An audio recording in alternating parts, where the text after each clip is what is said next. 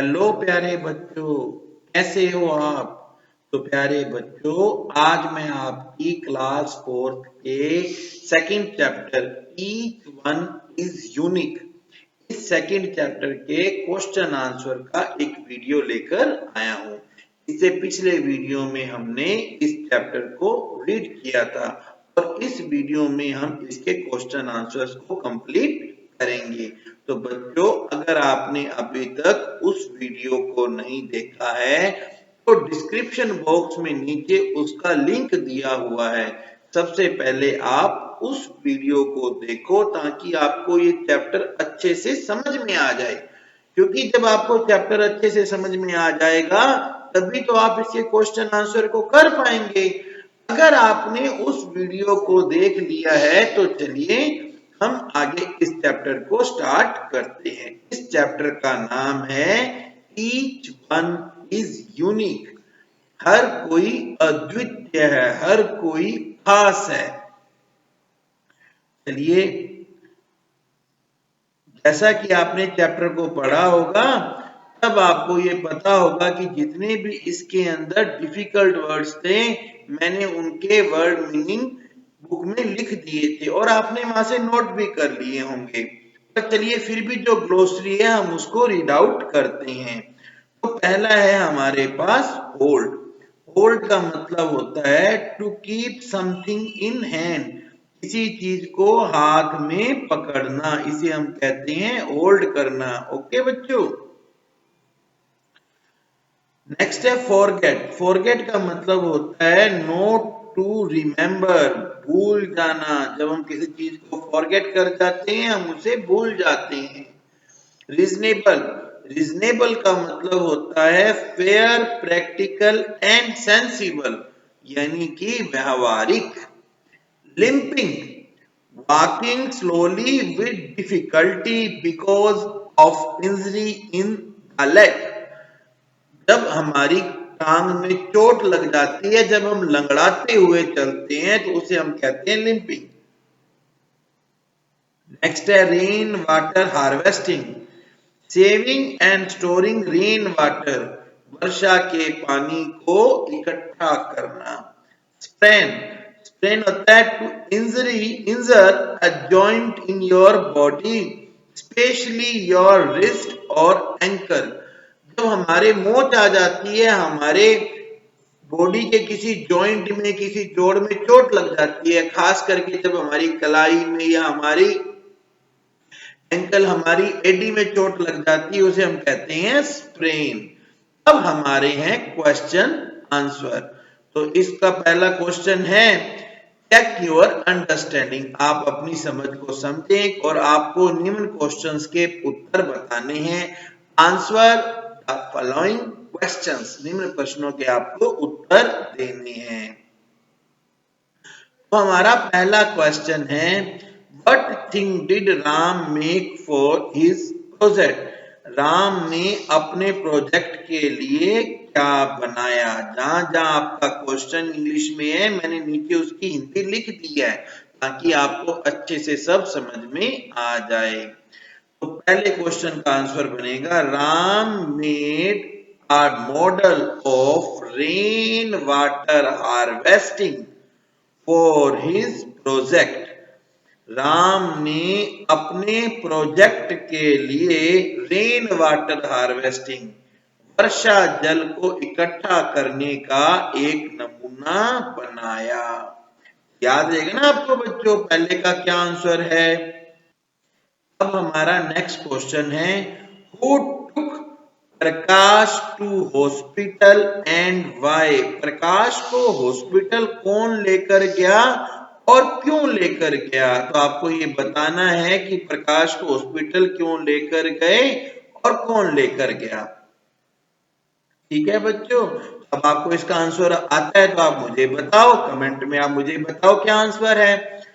Prakash was taken to hospital by his father because he had a sprain।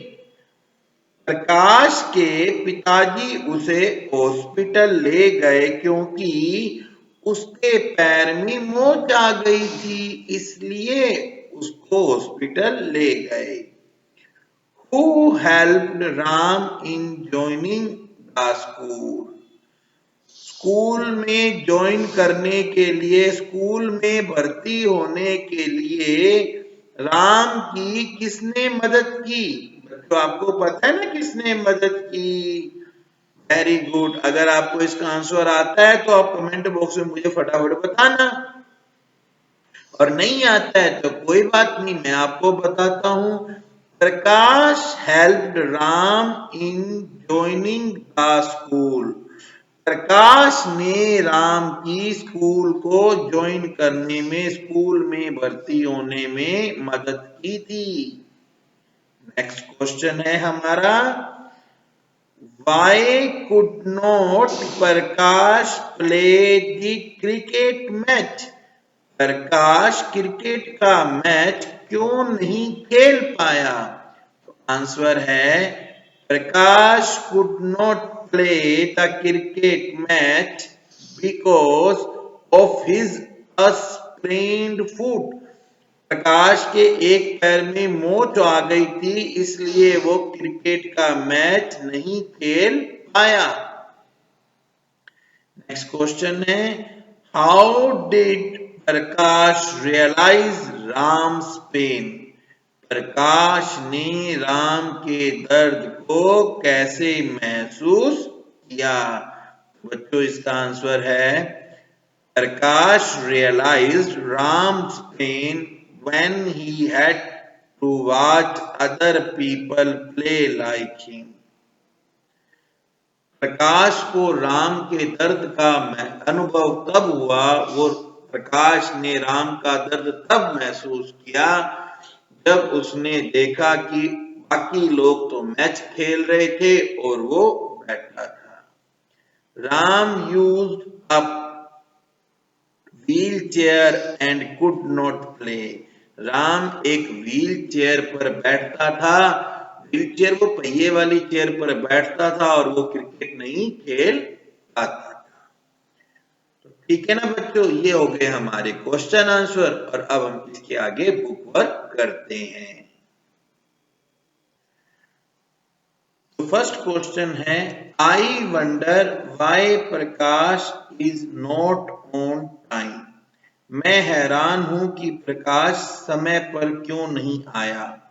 The meaning of wonder, the meaning of verb wonder in this sentence is, इस वाक्य में wonder शब्द का क्या अर्थ है? बच्चों आपको मैंने बताया ना, वंडर का अर्थ होता है वरीड, चिंतित। इस वाक्य में वरीड का अर्थ है, वंडर का अर्थ है मैं हैरान हूं, मैं चिंतित हूं, मैं परेशान हूं कि प्रकाश समय पर क्यों नहीं आया। इसका आंसर आएगा B. And second one is Prakash practised for that match to be played the next day. Prakash ने अगले दिन कौन से मैच होना था उसकी प्रैक्टिस की, उसका अभ्यास किया। तो बच्चों आपको पता है ना कि प्रकाश क्रिकेट का प्लेयर था। इसका आंसर आएगा बी। प्रकाश ने अगले दिन होने वाले क्रिकेट के मैच के लिए प्रैक्टिस की। Who said these words? किसने ये शब्द बोले? बी रीजनेबल प्रकाश। किसने ये शब्द बोले? बी रीजनेबल प्रकाश, समझदार बनो प्रकाश। तो बच्चों आपने ये चैप्टर पढ़ा है, ये शब्द थे नित्या के, याद आ गया ना आपको। अब हमें आगे ट्रू एंड फॉल्स को बताना है। पहला है, Prakash was limping because of a fracture in his leg. Prakash लंगड़ाकर इसलिए चल रहा था क्योंकि उसके पैर में एक फ्रैक्चर था। तो बच्चों आपको पता है ना, ये तो गलत है। प्रकाश के पैर में मोच आई थी, स्ट्रेन आया था। Prakash fell down because his scooter hit an auto. Prakash इसलिए गिर गया क्योंकि उसका स्कूटर ऑटो से टकरा गया। ये भी गलत है बच्चों, ये भी फॉल्स है। प्रकाश प्लेड द क्रिकेट मैच, प्रकाश ने क्रिकेट का मैच खेला। तो बच्चों ये भी आपको पता है ना, रॉन्ग है, प्रकाश तो मैच खेल ही नहीं पाया। नेक्स्ट क्वेश्चन है, Ram watched other people play all his life. Ram ने जिंदगी भर बाकी लोगों को ही खेलते देखा। तो ये ट्रू है, क्योंकि राम जो था वो व्हील चेयर पे बैठा था। Finally Prakash and Ram played the game of carrom together. Last में, अंत में प्रकाश और राम ने मिलकर कैरम का गेम खेला। तो बच्चों ये ट्रू है, लास्ट में उन्होंने कैरम बोर्ड का गेम खेला था। नेक्स्ट हमें इस बॉक्स में से जो वर्ड दिए गए हैं उनके अपोजिट वर्ड्स को यहाँ लिखना है। तो पहले मैं आपको लिख देता हूँ, रिमेंबर का मतलब होता है याद करना। ओके बच्चों, इसे आप रिमेंबर कर लेना और मेरे चैनल को सब्सक्राइब भी करना मत भूलना। स्मॉल का मतलब होता है छोटा, वीप का मतलब होता है रोना, सेपरेटली का मतलब होता है अलग अलग या अलग करना, स्टार्टेड का मतलब होता है शुरू किया, यस्टरडे का मतलब होता है कल जो बीत चुका है।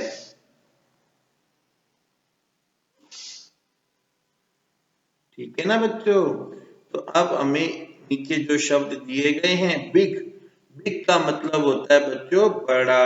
तो बिग का अपोजिट क्या होगा, वेरी गुड, स्मॉल। अब आपको ये सारे याद भी करनी है। सेकंड है लाफ, लाफ का मतलब होता है हंसना। ठीक है ना बच्चों, तो हंसने का उल्टा क्या होता है, अपोजिट क्या होता है, वेरी गुड, रोना। आप तो बड़े अच्छे बच्चे हो। वीप, टुगेदर, टुगेदर का मतलब होता है साथ साथ। टुगेदर का उल्टा क्या बनेगा, देखकर आप बताओ मेरे को, टुगेदर का उल्टा क्या बनेगा, सेपरेटली, अलग अलग। तभी तो मैंने ऊपर लिख दिए ना, आपको याद रहेंगे। फिनिश्ड, फिनिश्ड मतलब होता है समाप्त किया। जो कोई चीज का उल्टा, फिनिश का मतलब क्या होता है, समाप्त किया। इसका अपोजिट होगा स्टार्टेड, शुरुआत की। नेक्स्ट है टुमारो, टुमारो मतलब होता है आने वाला कल। तो इसका उल्टा क्या होगा, बीत चुका कल, यानी कि यस्टरडे। नेक्स्ट है फॉरगट, फॉरगेट का मतलब होता है भूल जाना। तो आप मेरे चैनल को सब्सक्राइब करना मत भूलना। आपको क्या करना है, रिमेंबर, अच्छे से इनको अपनी कॉपी में याद कर लेना। अब आपको ए से बी कॉलम में वर्ड्स को मैच करना है। पहला है लंच, लंच का मतलब आपको पता है ना, लंच का मतलब होता है जो आप लंच करते हो। तो यहाँ आएगा, लंच का मीनिंग है a meal eaten in the middle of the day. जो चीज, जो खाना हम इनके बीच में खाते हैं उसे हम लंच कहते हैं। तो बच्चों, जो खाना हम दोपहर को खाते हैं ना उसे हम कहते हैं, दोपहर के खाने को हम कहते हैं लंच।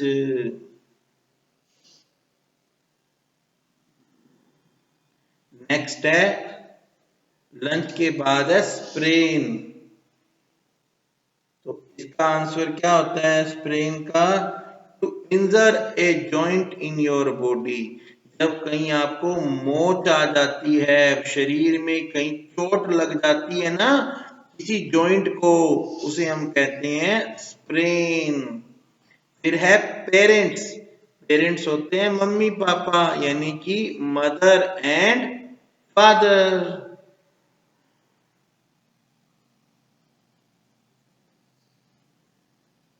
माँ और पिताजी को हम कहते हैं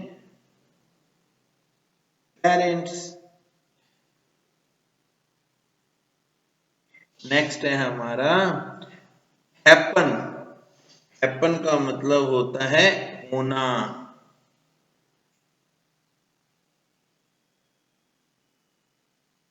नेक्स्ट है वरी। वरी का मतलब होता है चिंता करना।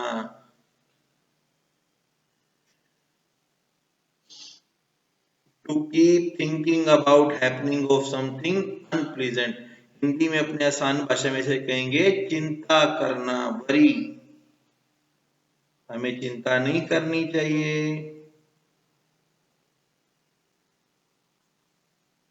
रीजनेबल। रीजनेबल का मतलब होता है फेयर, प्रैक्टिकल एंड सेंसिबल, यानी कि व्यवहारिक।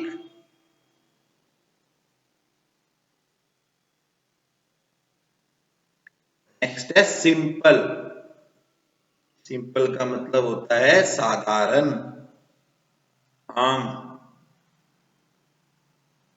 ठीक है ना बच्चों। अब इसके बाद हम नेक्स्ट चलते हैं। हमें इन वर्ड्स के अंदर कुछ स्पेलिंग्स हैं, इनमें कुछ वर्ड्स मिस हैं, कुछ लेटर मिस हैं, हमें उनको पूरा करना है। तो फर्स्ट है it is an important, IMPORTANT, important match. He went to hospital, HOSPITAL, hospital because he was ill. वो हॉस्पिटल इसलिए गया क्योंकि वो बीमार था। I got admission, ADMISSION, admission to class 4 in July last. पिछले साल जुलाई में मैंने कक्षा 4 में एडमिशन लिया। Ramesh is my best friend, FRIEND, friend मतलब मित्र। रमेश मेरा सबसे अच्छा मित्र, मेरा जिगरी दोस्त है। He got his first prize for his model, MOD। बच्चों आती है आपको मॉडल की स्पेलिंग? MODEL, model.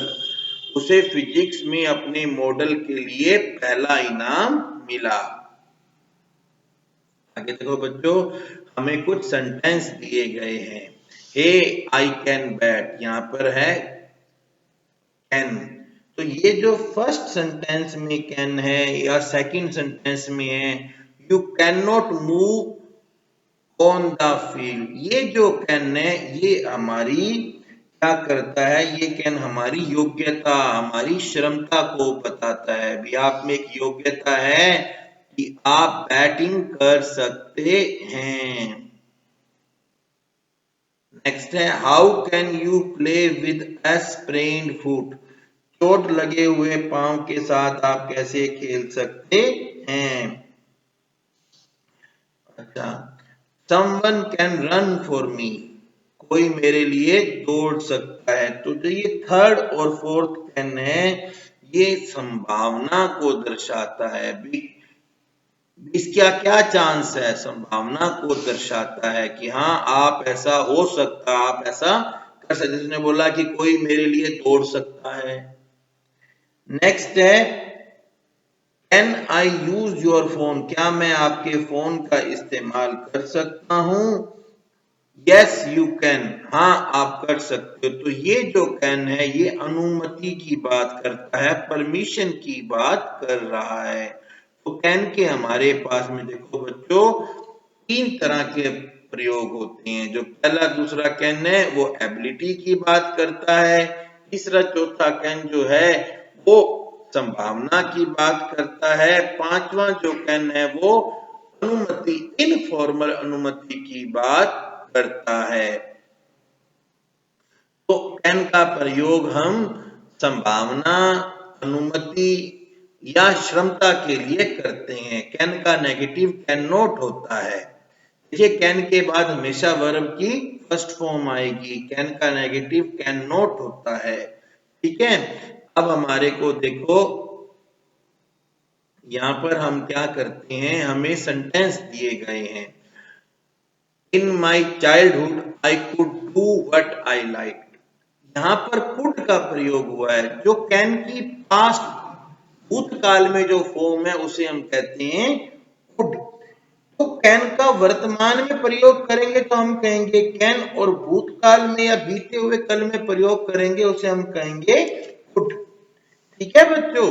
तो जो कैन के यूज है जैसे कि क्षमता दिखाना, संभावना दिखाना, ये सब भूतकाल में प्रयोग किए जाएंगे तो वो कुड के यूज होंगे।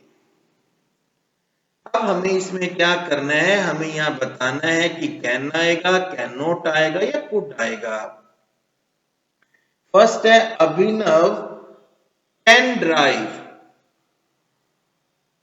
अभिनव कार चला सकता है but he hasn't got a car, पर अभी उसके पास कार नहीं है। I see you on Saturday but I can see you on Sunday morning. अब यहाँ पर हमें लिखना पड़ेगा आई कैन नॉट सी, क्यों मैंने आपको शनिवार को नहीं देखा था पर मैं आपको सोमवार सुबह देखा सकता हूं। माई फ्रेंड इज इल सो ही, मेरा दोस्त बीमार है, so he can not play with me, इसलिए वो मेरे साथ नहीं खेल सकता है। होता है he cannot run because he has a sprain in his ankle, वो दौड़ नहीं सकता है क्योंकि उसके पांव में मोच आई है।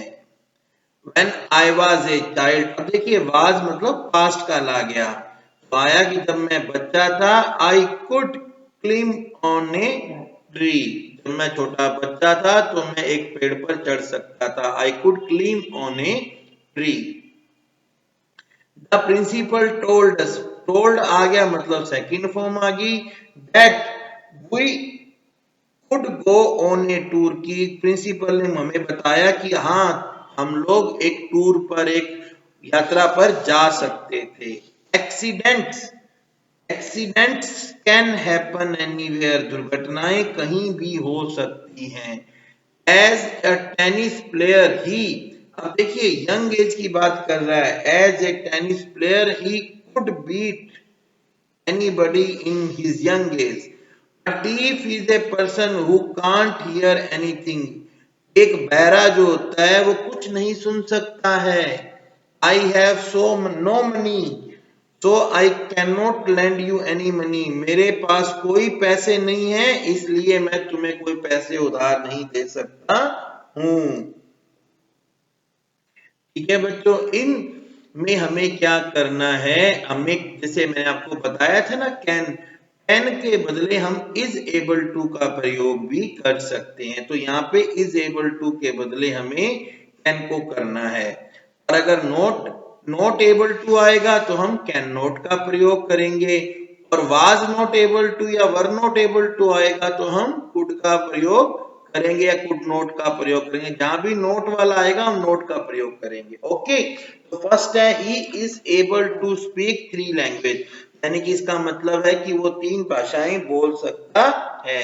तो यहाँ पे इज एबल टू, जैसे मैंने आपको बताया ना, इज एबल टू के बदले हम किसका प्रयोग करेंगे, कैन का। His leg was sprained, उसकी टांग में मोच थी। He is not able to walk properly, not आ गया तो आएगा can not, he can't walk properly। Okay बच्चों, As I got late, I was not able to catch the train, मैं लेट हो रहा था इसलिए मैं ट्रेन को पकड़ नहीं सका। तो अब इसमें हम क्या करेंगे, I could not, क्योंकि पास्ट की बात हो रही है। नेक्स्ट है our school team played well but was not able to win, देखिए पिछली बार भी वाज आया था और यहां भी सेम आ रहा है तो यहां पे भी आ जाएगा कुड नॉट। धीरे धीरे आप एक दो बार वीडियो को जब देखोगे ना अच्छे से आपको समझ में आ जाएगा। My grandfather was a very clever man, मेरे दादाजी बहुत चालाक थे, बहुत चतुर थे।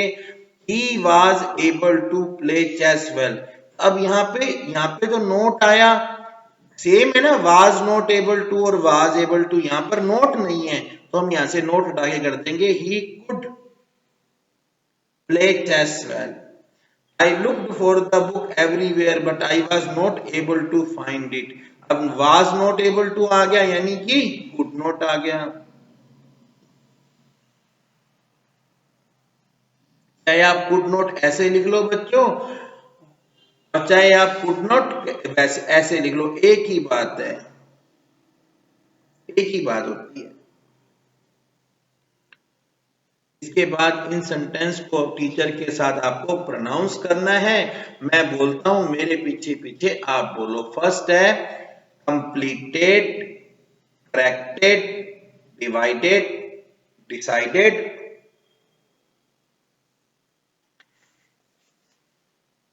completed, corrected, divided, decided, invited, rewarded, added, arrived,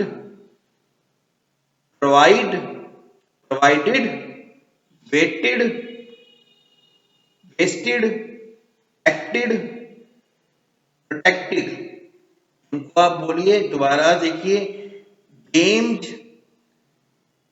birds, girls, teachers, guns, drums, runs, daughters, cars, maps, इनमें ज की साउंड आएगी।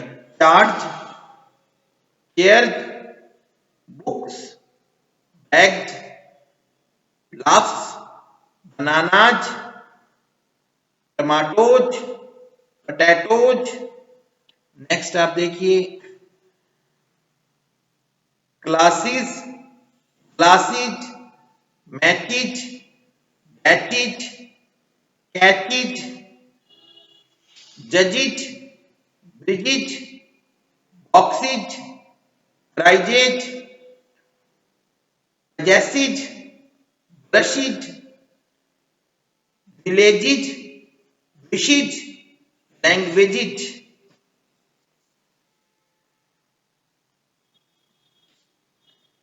नेक्स्ट में आपको, आप क्लास 4th के स्टूडेंट हैं तो आपको अपने बारे में 5 सेंटेंस लिखनी है और अपने आंसर को कुछ इस तरह से लिखना है। फर्स्ट सेंटेंस लिखा है I can run a race, मैं एक रेस दौड़ सकता हूं। नेक्स्ट है I can read a book, मैं एक किताब पढ़ सकता हूं, फुल स्टॉप लगाना है। नेक्स्ट है आई कैन स्विम वेल, मैं अच्छा तैर सकता हूं। नेक्स्ट है आई कैन प्रिपेयर टी, मैं चाय बना सकता हूं। I can write a letter to my friend, मैं मेरे दोस्त को एक लेटर लिख सकता हूं। और नेक्स्ट है आपको 5 सेंटेंस में कैन नॉट का प्रयोग करना है। जैसे कि फर्स्ट उन्होंने दे दिया है I can not sing a song, मैं गाना नहीं गा सकता हूं। नेक्स्ट हम लिखेंगे आई कैन नॉट स्विम, मैं तैर नहीं सकता हूं। नेक्स्ट है they can not buy anything without money, वे बिना पैसे के कुछ नहीं खरीद सकते हैं। We can not study in a dirty room, हम एक गंदे कमरे में नहीं पढ़ सकते हैं। She can not attend a party without a new dress, बिना नई ड्रेस के वो कोई पार्टी अटेंड नहीं कर सकती है। अब इसके बाद में हमें 5 सेंटेंस और लिखने हैं जिनमें आप क्या कर सकते थे अपने बचपन में, और 5 सेंटेंस लिखने हैं जिनमें आप अपने बचपन में क्या नहीं कर सकते थे। शुरुआत कुछ उस तरह से है, I could walk on the floor, जब मैं छोटा था तब भी मैं फर्श पर चल सकता था। पहले मैं लिखूंगा मैं क्या क्या कर सकता था। नेक्स्ट है आई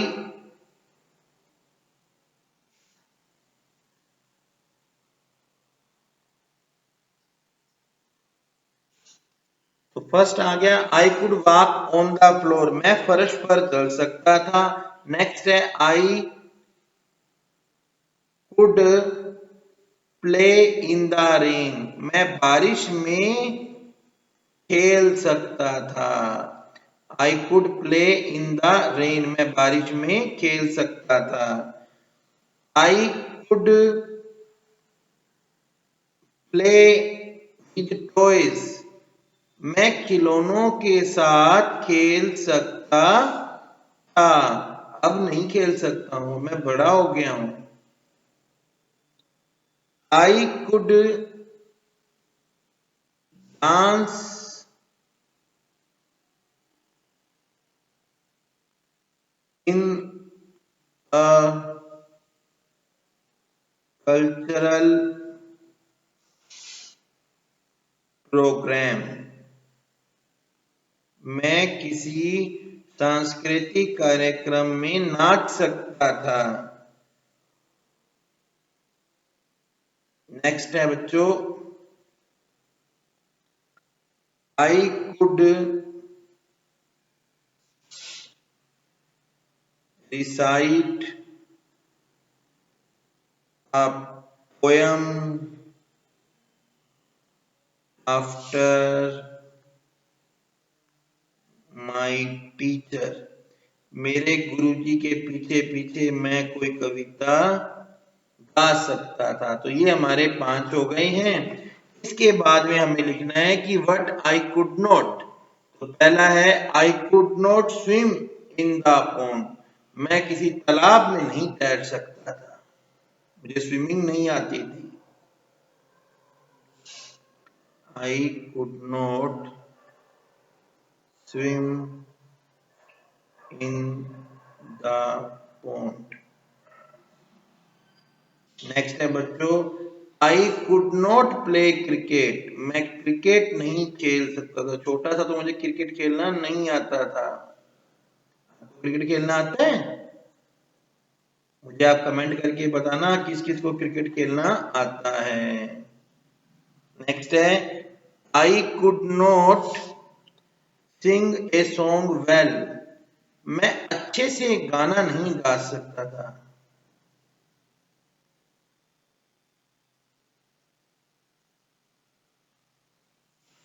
मैं अच्छे से एक गाना नहीं गा सकता था।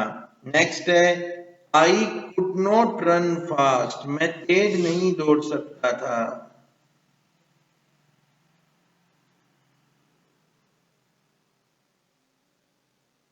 नेक्स्ट है, I could not speak English well.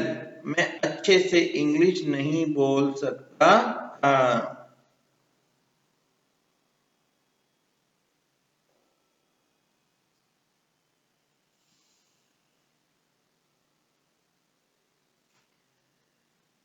अब हमें कुछ CWSN यानी कि चिल्ड्रन विद स्पेशल नीड, वो जो खास जरूरत वाले बच्चे हैं उनकी कुछ फोटो लेनी है और उनकी अचीवमेंट्स के बारे में बताना है और इस चार्ट को हमें क्लासरूम में दिखाना है। तो ये काम क्या बच्चों, आप अपने जब आपका स्कूल खुल जाएगा आप अपने टीचर सर की हेल्प से ये काम करना। ओके बच्चों, thank you, have a good day.